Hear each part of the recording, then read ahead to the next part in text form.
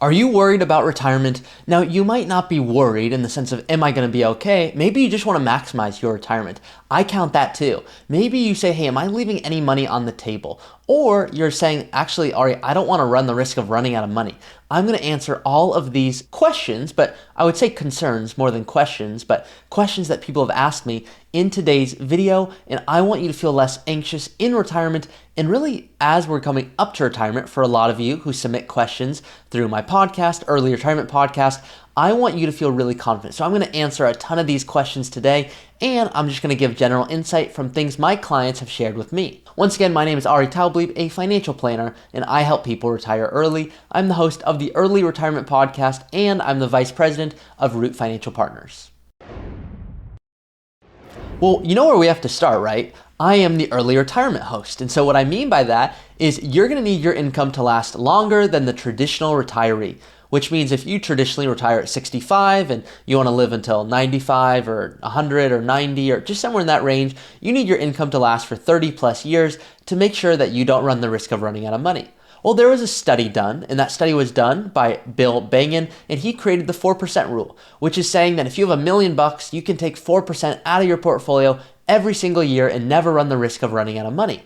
Now, it's a good study, but it was based on 30 plus years. So if you want to retire early and you're retiring at 55 or 60, well, we want to make sure we don't run the risk of running out of money, so I don't love that study. The difference is with that study is that was assuming you're only invested in two asset classes: intermediate term US bonds and US large caps. Not bad asset classes, they are good, but the difference is only those. And so when there's no international or no real estate or small companies or whatever these other asset classes you're interested in investing in, well, it just makes a retirement a lot tougher. And so I want you to say, great, if I want to retire early and never run the risk of running out of money, how do I make sure I set myself up well? Well, John Guyton came out and he said, Ari, that Bill Bengen thing, it's a good starting spot, but the reality is not 4%. I believe you can take out between 5.2 to 5.5% by following a set of rules, a set of guidelines, and never run the risk of running out of money, not for 30 years, but for 40 years. So if you retire at 55, you can be rest assured if you follow these guidelines to never run the risk of running out of money up until age 95 plus. That's a lot more encouraging, especially to my clients. So that's what I implement for my clients. And John Guyton did an amazing job in his white paper explaining how he does this.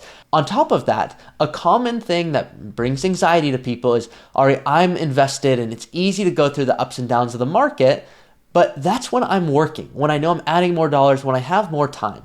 They go, Ari, shouldn't I own a whole lot more bonds, a whole lot more cash now that I'm getting closer to retirement or I'm in retirement? I need to preserve this wealth, right? Correct, you need to preserve it, but the best way to preserve it is by actually adjusting your allocation to having more stocks. Now, how weird does that sound, right? Normally you get more conservative as you get older. And yes, the theory I'm actually on the same boat with. I agree with being safer as you're older. But the difference is I have a different definition of safe than most. My definition of safe is that as things get more expensive, your dollars don't lose value. So I want to protect against that. As the iPhone costs more money, as Amazon costs more money, as gas and groceries cost more money, I want your money to keep up with inflation. I want it to outpace it. Now, if we invest too heavily, well, now all of a sudden we're subjecting ourselves to a ton of market fluctuations, which will not be fun in retirement. So where's that balance? Because too often people go, I need to preserve this money. In the first 5, 10, 15 years of retirement, they feel really good. And they're like, Ari, I'm so glad I didn't listen to you because look, I've got all this cash and conservative assets. And then the latter years of retirement are, oh my gosh, I should have listened because this is not fun. I'm now second guessing going out to eat or traveling or, that defeats the purpose. It's how do we make sure we live a successful life? And I don't want to be right in this situation. It's not about being right or wrong. I am passionate about helping people live for a very, very long time, not having to have a low standard of living. I want them to maintain it or increase their quality of living.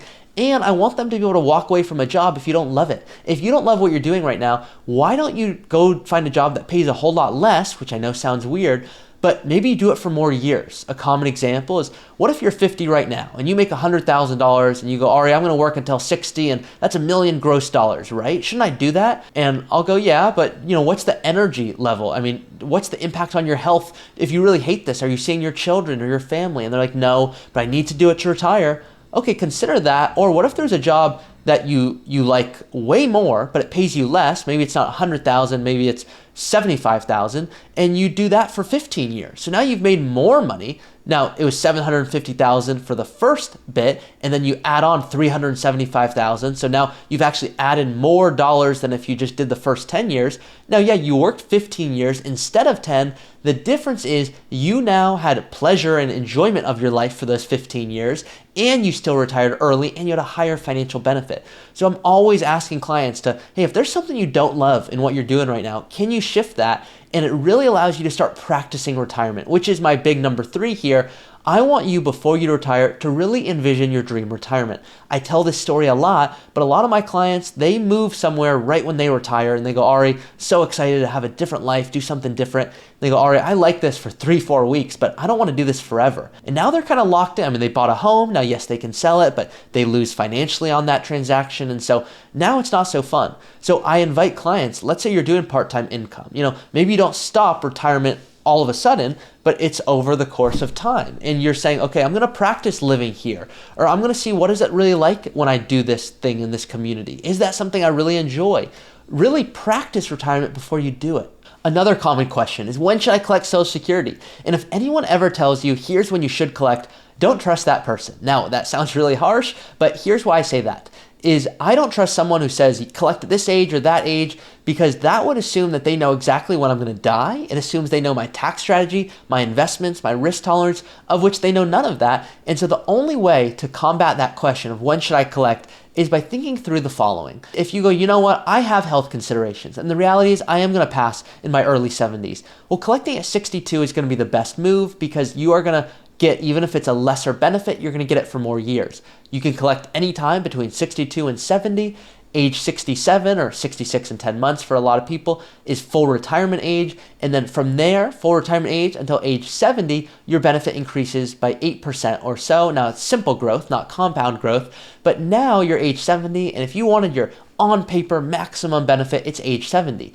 But this is not a decision that you can make on your own, because it involves your spouse as well. Let's assume your spouse has never worked and they've just been at home and they've been the one working really hard because they're taking care of the family. And now let's assume that they're taking half of your benefit.